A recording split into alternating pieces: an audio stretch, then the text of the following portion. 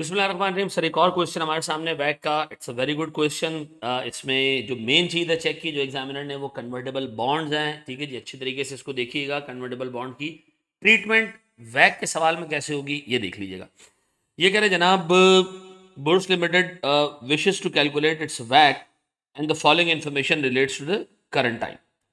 Number of ordinary shares दिए हुए हैं, बुक वैल्यू दी हुई है 7% कन्वर्टेबल बॉन्ड्स की, बुक वैल्यू दी हुई है 8% बैंक लोन की। चलिए याद रखिएगा कि बैंक लोन मार्केट में ट्रेड नहीं होता, बैंक लोन मार्केट में ट्रेड नहीं होता, नॉट ट्रेडेबल।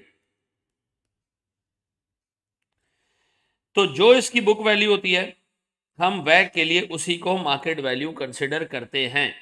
ठीक है जी। और जो इसका कूपन रेट होता है आफ्टर टैक्स करने के बाद, हम उसी को कंपनी का कॉस्ट ऑफ डेट भी कंसिडर करते हैं।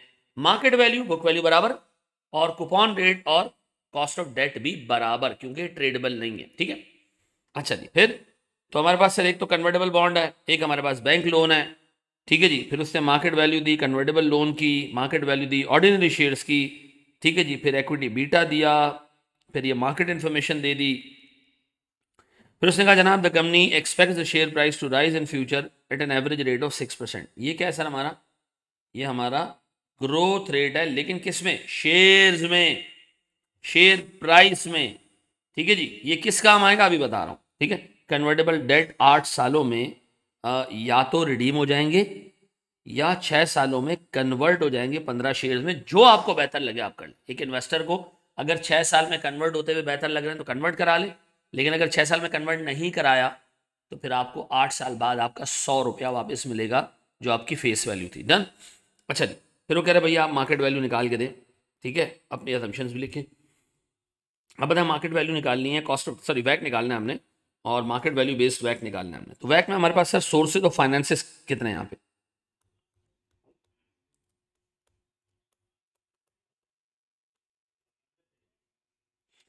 एक तो मेरे पास सर इक्विटी है, एक मेरे पास बैंक लोन है, और एक मेरे पास सर कन्वर्टेबल बॉन्ड्स है। ठीक है जी।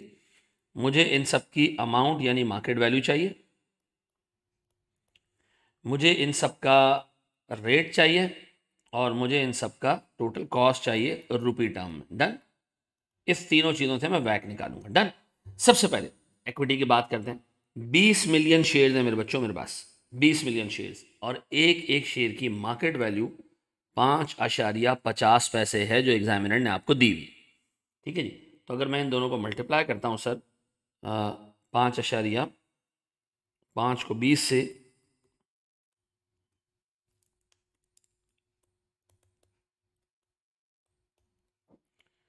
20 इंटू 5.5, ये मेरे पास आ जाएगा कितना?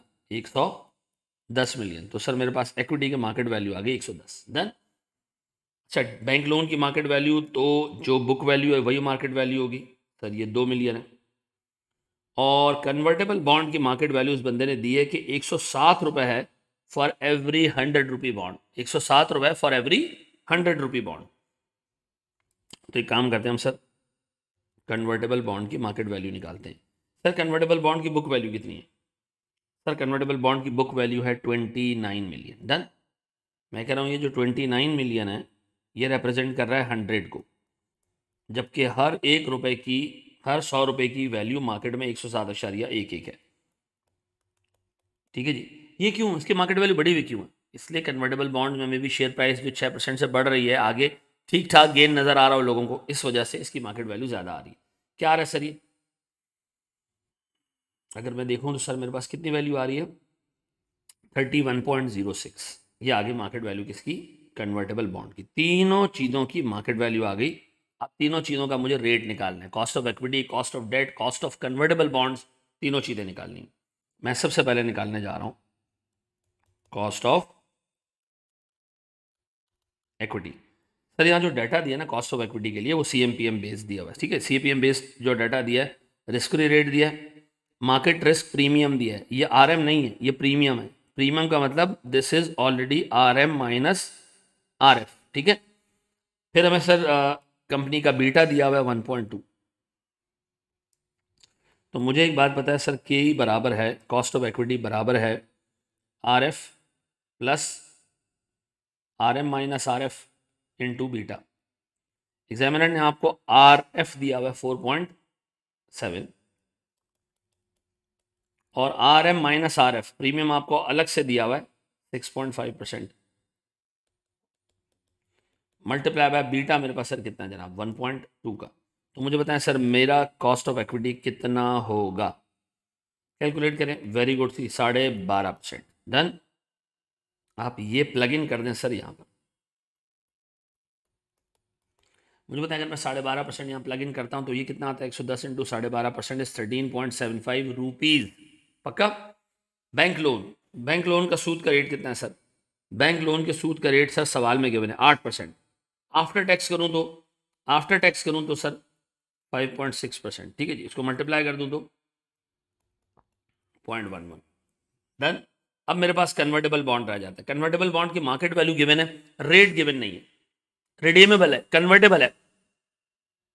तो कॉस्ट निकालने के लिए क्या करोगे, रेट निकालने के लिए क्या करोगे सर, मैं रेट निकालने के लिए सर IRR कैलकुलेट करूंगा, ठीक है जी।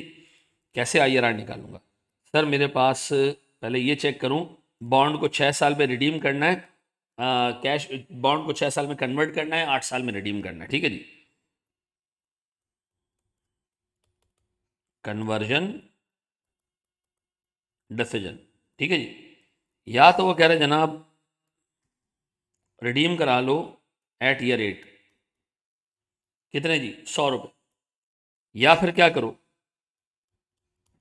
कन्वर्ट करा लो एट ईयर 6। कैसे कन्वर्ट कैसे होगा सर, आप एक काम करें, आपके पास शेयर प्राइस करंटली कितनी चल रही है 5.5, ठीक है जी। ये 6% से ग्रो होगी कितने सालों तक, 6 सालों तक। तो मुझे बताओ कि सर अगर ये 6% से ग्रो हो 6 सालों तक, तो मुझे बताओ सर मेरे पास वैल्यू 6 साल बाद क्या होगी सर, 7.8, 7.8। अच्छा हमारे पास शेयर्स कितने दिए जा रहे हैं हम सर, 15 शेयर्स दिए जा रहे हैं।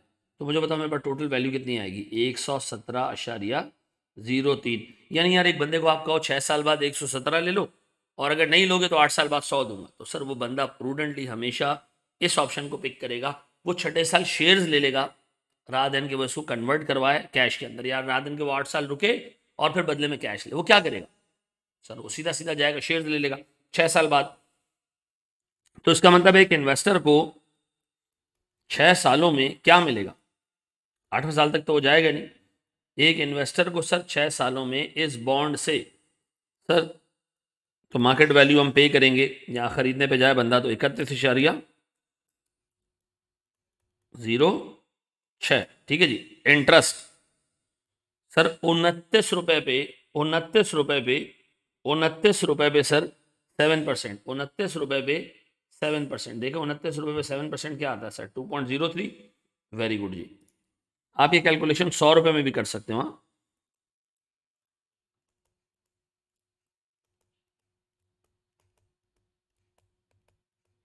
सर इसको आफ्टर टैक्स कर दें, 30% का हमारा टैक्स रेट है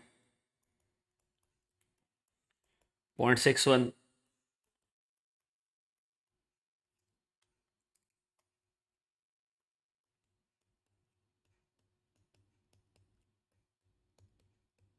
अच्छा जी, फिर सर मेरे पास रिडम्पशन वैल्यू आएगी सर, मुझे एंड में आके 117% मिलेगा।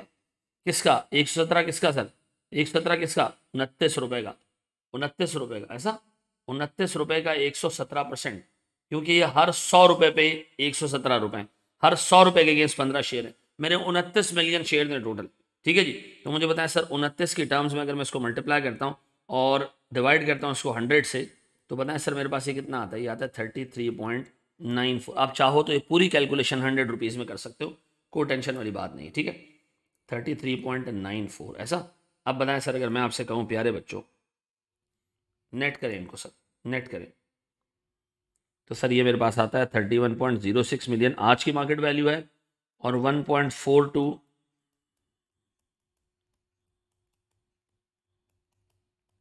और 35.36।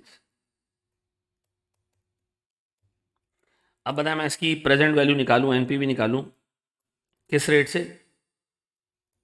5% से। सर अगर आप इन सारे कैश फ्लोज की प्रेजेंट वैल्यू 5% से निकालेंगे तो सर ये आएगी आपके पास कितनी? 1.35। ये मेरे पास कैलकुलेट हुई है तो मैं ज़्यादा बेहतर तरीके से आपको बता पा रहा हूँ। आप लोग इसको कैलकुलेटर पे कैलकुलेट कर लीजिएगा।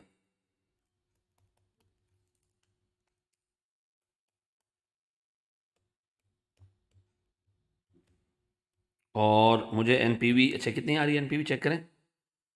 Sir this is positive 1.48 million. दूसरा तरीका ये कि मैं एनपीवी, अच्छा मुझे अब एक एनपीवी चाहिए होगी जो नेगेटिव है, तो मैं रेट ले लेता हूँ 8% का,